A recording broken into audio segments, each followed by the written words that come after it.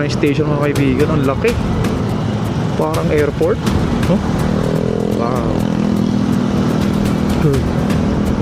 Parang airport mga kaibigan. Nakakalula. So overall to, na total, itong NSCR project ay 147 kilometers yung total niya. May tatlong ano to, may tatlong phases. Wow, ito na siya oh. Ang laki pala. Ang laki ng istasyon ng NSCR pag malapit. Grabe. Wow, inaayos pa ang ilalim niya. Parang meron silang nilalagay dito na ano, barrier. Yan. Ang haba nito. Parang drainage. Yan.